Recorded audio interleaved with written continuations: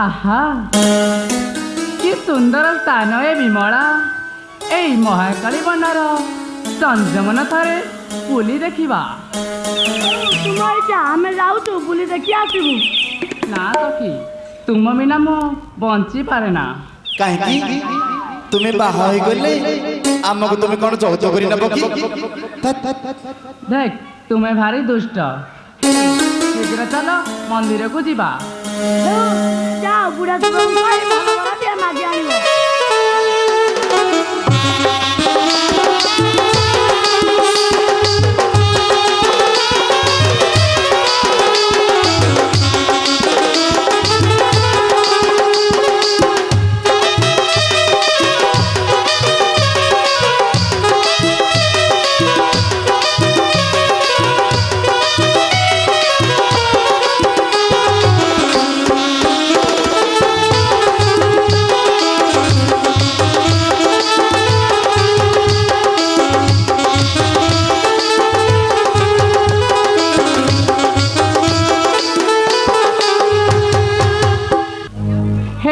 तुम्हें थाओ मो मंदिर को जाऊँ किंतु सावधान जेपरी मंदिर भीतर को कहारी को छाड़ब नहीं। आमे मंदिर स्थान जगी बसुवा।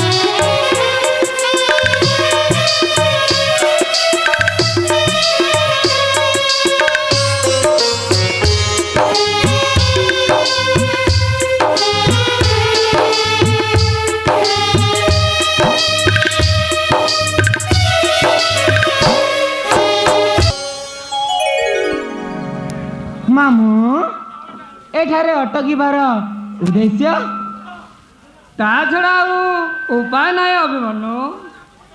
कहीं मामू वन पथ जो रास्ता परिष्कार देखा जाऊ नहीं बोध हुए अन्य पथ जावाक तो निश्चय विलंब हे मामू। हाँ बाबा निश्चय विलंब हे ना मातुल आज अज्ञात वनवासर जे कौन प्रकार आंभे संध्या पूर्वर विराट रे पहुँचवा हे मामू। ताले उपाय कौन बाबा? बुझिली मामू ये मोर दुर्भाग्य ता नहिले आ जन्मरु पितृ दर्शनरु वंचित होई न थांती। शीघ्र पहुँचवा को चेष्टा करिबा। मु जाए देखि आसे पथ अछि कि ना। हाँ मामू आपण शीघ्र आसंतु।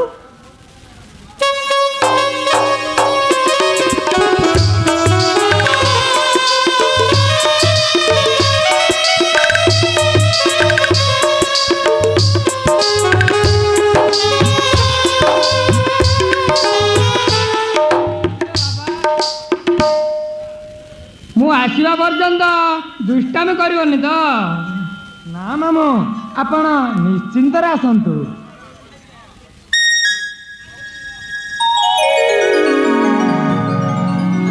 ओह बहु दिन परे विराट पुण्य तिथि रे आज पिता पितृव्यंक चरण दर्शन हेब।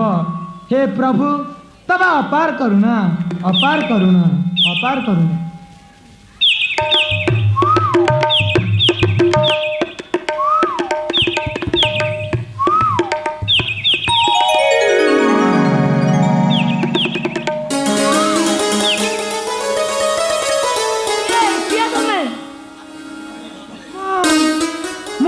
पथहरा विदेशी शीघ्र स्थान परित्याग करंतु। ना हेले कहीं जाओ तुम राजकन्या को कह मो अनुगत प्रजा नुहे।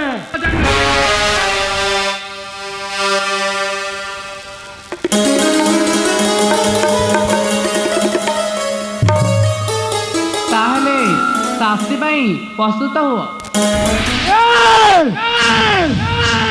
शास्त्री किए देव उद्यान तरबारी सामान्य नारी होई सीमा लग्न करने को चेष्टा करनी। जाओ चलिगा सम्मुखर मोर युद्धरे बंदित स्वीकार कर।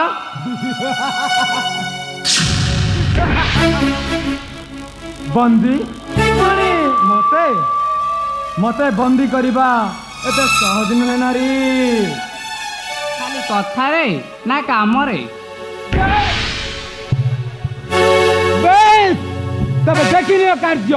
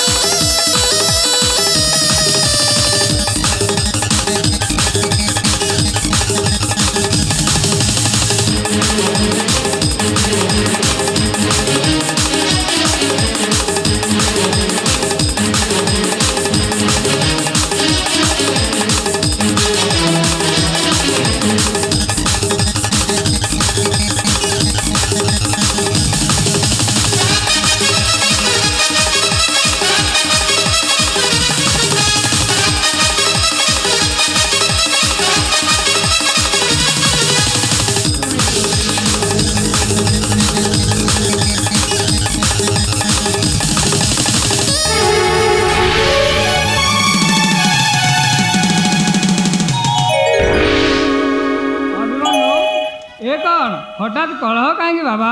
ଏଇ ଦେଖନ୍ତୁ ମାମୁଁ, ଆପଣ ଯିବା ପରେ ଏଇ ନାରୀ ଏଇ ସ୍ଥାନ ପରିତ୍ୟାଗ କରିବାକୁ କହୁଛନ୍ତି। ତୁମେ ମଧ୍ୟ ୟାଙ୍କରି ସହିତ ସଂକୁଳିତ ହେବ। ଚୁପ୍! ସୀମା ଲଗ୍ନ କରିବାକୁ ଚେଷ୍ଟା କରନି। ଓ ବୁଝିଲି, ଏଥିପାଇଁ ବୋଧହୁଏ କଳହ। ଆଚ୍ଛା ମା କହିଲ ତୁମେ କ'ଣ ଚାହ? ମୁଁ ଚାହେଁ ତୁମେ ଦୁହିଁଙ୍କର ମନ୍ଦି। ଆମର ଶିକାର ହେଲା। ଉପାୟ ନାହିଁ ଅଭି, ବର୍ତ୍ତମାନ ଏ କନ୍ୟା ହସ୍ତରେ ଆମେ ଯିବେ ବନ୍ଦୀ। ହଁ କୁହ ମା, କେଉଁଠାକୁ ନେବ ନେଇ ଚାଲ। ତେବେ ଆଶ୍ରମ ସାଥିରେ।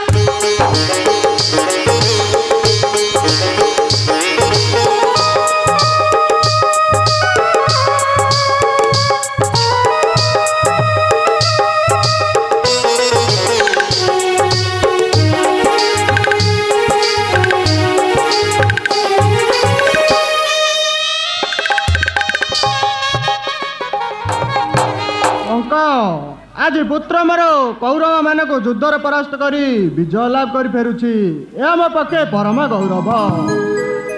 ହଁ ମହାରାଜ, ଏ ଦେଖନ୍ତୁ ରାଜପୁତ୍ର ଯୁଦ୍ଧରୁ ଫେରୁଛନ୍ତି।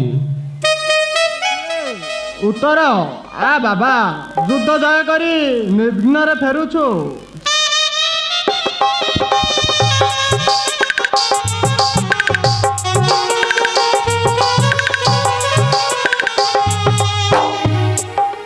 ହଁ ବାବା ଫେରିଛି, କିନ୍ତୁ ଯୁଦ୍ଧ ଜୟ ମୋ ପକ୍ଷେ ଅସମ୍ଭବ ବାବା। ତେବେ କେବେ କିଏ ସକ୍ଷମ ହୋଇଛି? ରୁହନଳା ବାବା। ବୃହନଳା ଉତ୍ତର ଏ କ'ଣ ସତ୍ୟ? ହଁ ଏହା ନିରାଟ ସତ୍ୟ। କଙ୍କ ପୁନର୍ବାର ମୁଁ ତୁମ ନିକଟରେ ନିବେଦନ କରୁଛି, ଆଜି ତୁମ କଥା ଅକ୍ଷରେ ଅକ୍ଷରେ ସତ। ବୃହନଳା ବୃହନଳା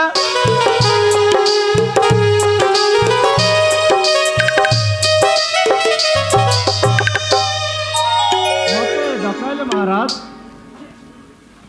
ହଁ, ମୁଁ ଶୁଣିବାକୁ ପାଇଲି ତୁମେ ଏକା ସମସ୍ତ କୌରବ ଦଳକୁ ପରାସ୍ତ କରି ଫେରିଛ। ଏହା କି ସମ୍ଭବଯୋଗ୍ୟ ମହାରାଜ? ସମ୍ଭବ ମହାରାଜ। ବା ଦେଖ ବାବା, ତାଙ୍କ ବାହୁରେ କିପରି ବୀର ଲକ୍ଷଣ ରହିଛି। କାହିଁ ଦେଖେ।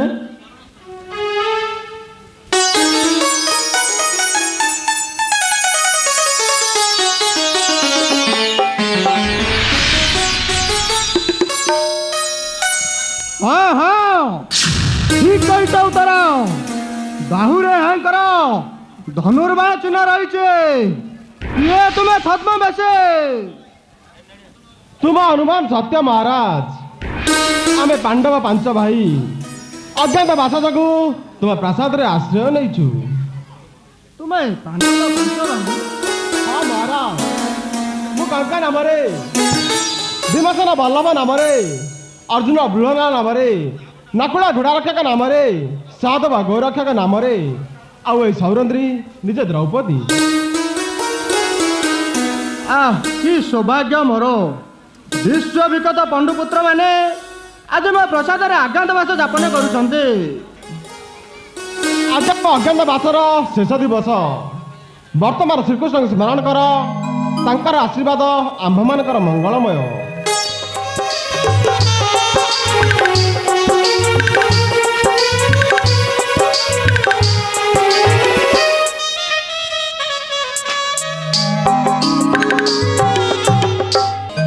ଏହା ପୂର୍ବରୁ ଅଭିଜ୍ଞ ମତେ ବିରାଟ କନ୍ୟା ନେଇ ଆସିଛି ଧର୍ମରାଜ। ସୌଭାଗ୍ୟ ଆମର। ଇଚ୍ଛା ମତ ଇଚ୍ଛାମୟ ସମ୍ମୁଖରେ ଉପସ୍ଥିତ। ପ୍ରଣାମ କର ସର୍ବେ।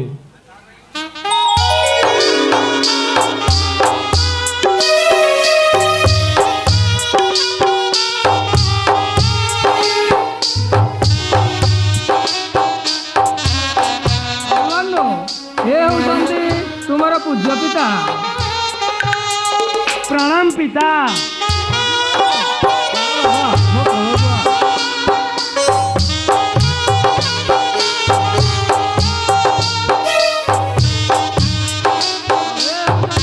ତୁମର ଜ୍ୟେଷ୍ଠଦାସ ଧର୍ମରାଜ।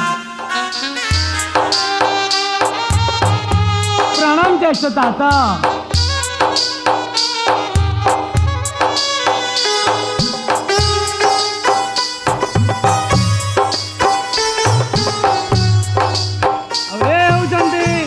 ମାତା ଦ୍ରୌପଦୀ।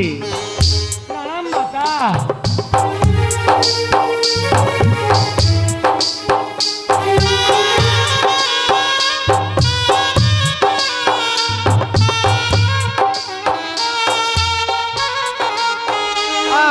କି ଅପାର ଆନନ୍ଦ।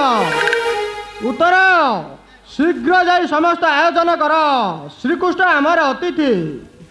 ଅତିଥି ନୁହେଁ ମହାରାଜ, ଅଭିମନ୍ୟୁ ସହ ମୁଁ ଆଜି ବନ୍ଦୀ।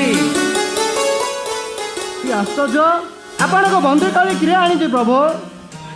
ତୁମ କନ୍ୟା ଉତ୍ତରା ହସ୍ତରେ ଆମେ ଦୁହେଁ ବନ୍ଦୀ। କି ଆଶ୍ଚର୍ଯ୍ୟ, କନ୍ୟା ମୋର ଆପଣଙ୍କୁ ବନ୍ଦୀ କରି ଆସିଛି। କାହିଁ କାହିଁ ସେ ଉତ୍ତରା ଉତ୍ତରା?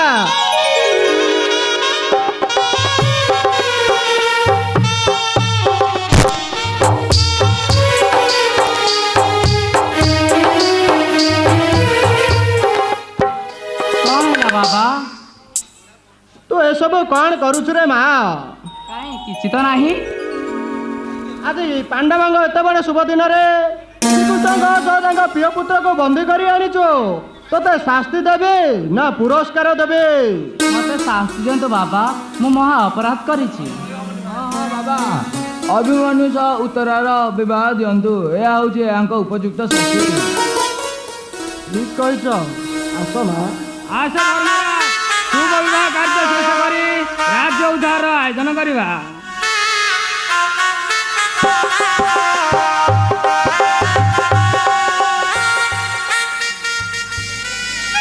अर्जुन युद्ध जय पुरस्कार स्वरूपे मो कन्या उत्तरा को बधु रूपे ग्रहण करंतु।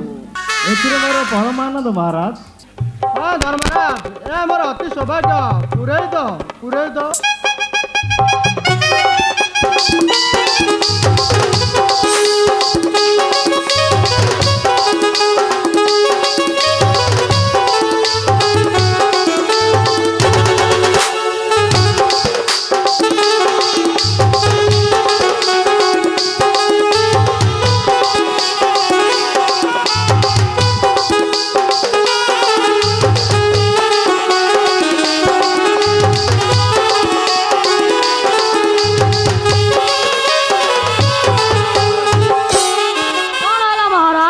डकाइल हाँ पुरई तो आज अर्जुन पुत्र अभिमन्यु सह मो कन्या उत्तरार शुभ विवाह एणु मंगल कार्य आरंभ करा जाऊ।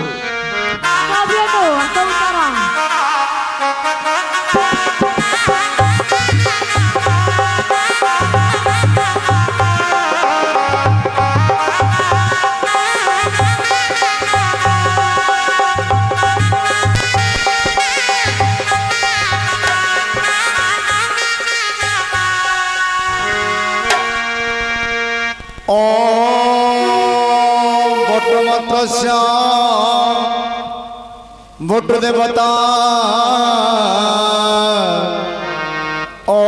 भोट मंत्र विनियोगेणा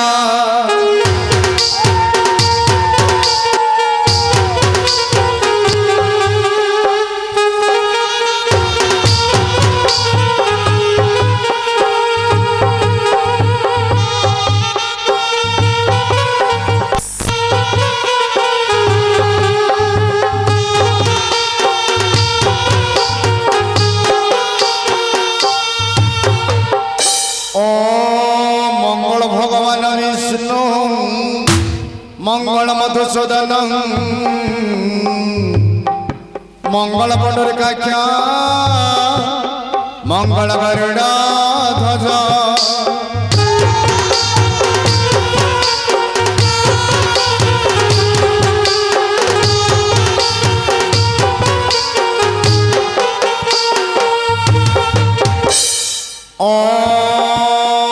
माधव माधव नित्यं माधव माधव हरे स्वरद माधव नित्यं सकल पाप समाधव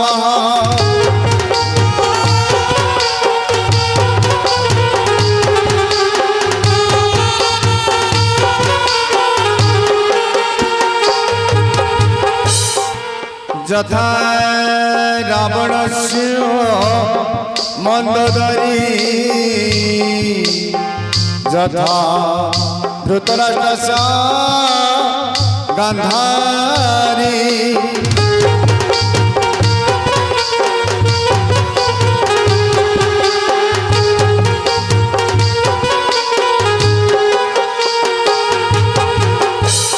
यथा रामस्य सीतया यथा अभिमन्युस्य उत्तरा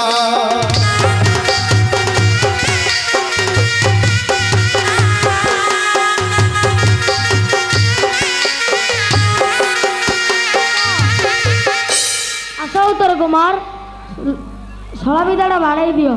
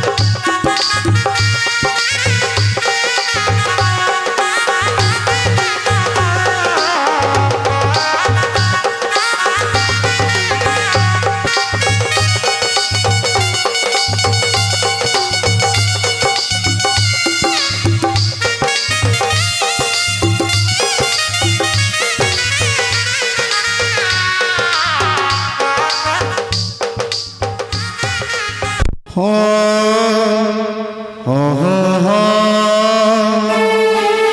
आ आ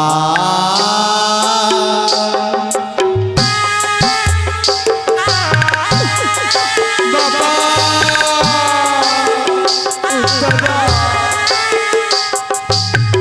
सवारी उठा सवारी वाला बाप घर मेरा सारी गला सवारी उठा सवारी वाला बाप घर मेरा सारी गला निजर कत और हेला बाप घर मेरा सारी गला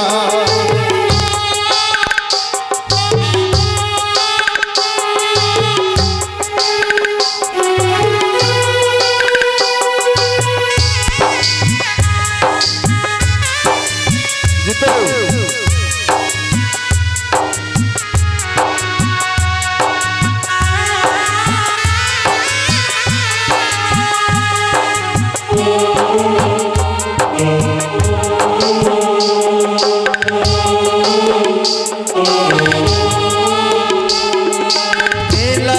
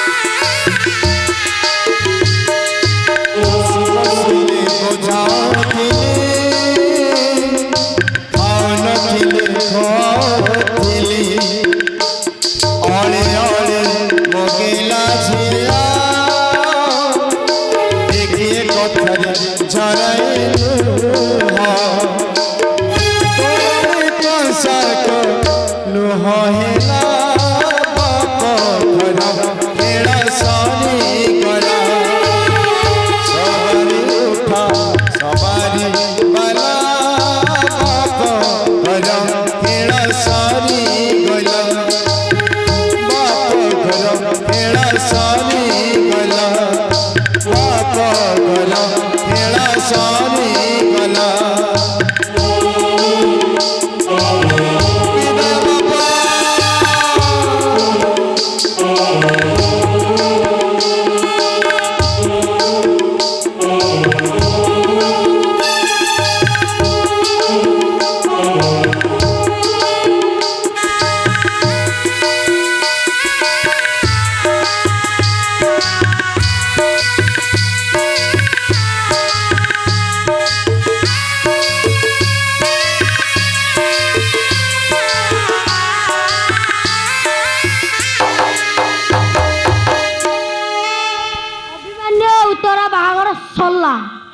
भातटे हब डालीटे हब आउ राईटा तो बहु घईटा